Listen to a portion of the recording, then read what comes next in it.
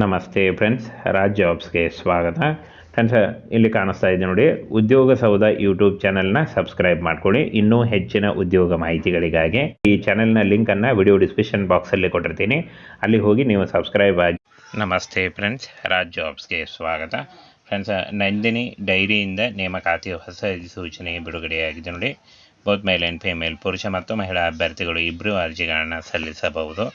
ಕರ್ನಾಟಕದ ಯಾವುದೇ ಡಿಸ್ಟಿಕ್ಕಿಂದ ಯಾವುದೇ ಜಿಲ್ಲೆಯಿಂದ ಕೂಡ ನೀವು ಅರ್ಜಿಗಳನ್ನು ಸಲ್ಲಿಸಬಹುದಾಗಿರುತ್ತೆ.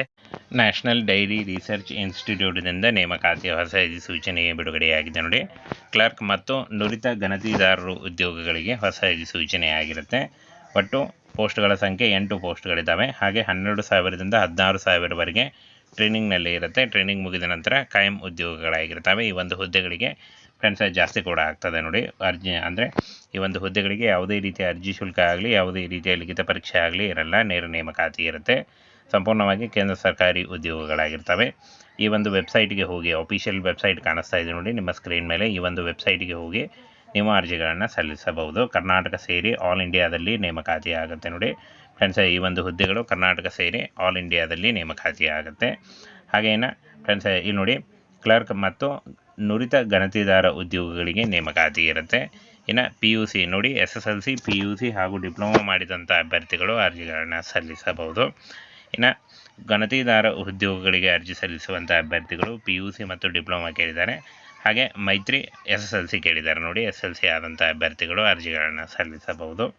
ಇನ್ನು ನುರಿತ ಗಣತಿದಾರ ಹುದ್ದೆಗಳಿಗೆ 16,000 ಇದ್ದರೆ, ಮೈತ್ರಿ ಹುದ್ದೆಗಳಿಗೆ 12,000 ಇರುತ್ತೆ ನೋಡಿ.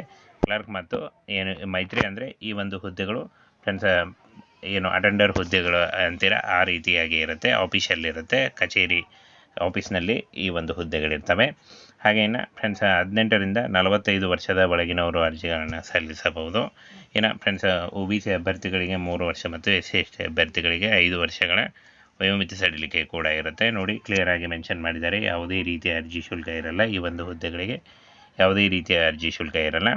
ಪ್ರಾಯೋಗಿಕ ಪರೀಕ್ಷೆ ಮತ್ತು ಕೌಶಲ್ಯ ಪರೀಕ್ಷೆ, ಸ್ಕಿಲ್ ಟೆಸ್ಟ್ ಮತ್ತು ಪ್ರಾಯೋಗಿಕ ಪರೀಕ್ಷೆ ಇರುತ್ತೆ. ಯಾವುದೇ ರೀತಿಯ ಲಿಖಿತ ಪರೀಕ್ಷೆ ಇರಲ್ಲ. ಹಾಗೆ ಕೇವಲ ಸಂದರ್ಶನದ ಮೂಲಕ ಆಯ್ಕೆಯನ್ನು ಮಾಡಿಕೊಳ್ಳಲಾಗುತ್ತೆ.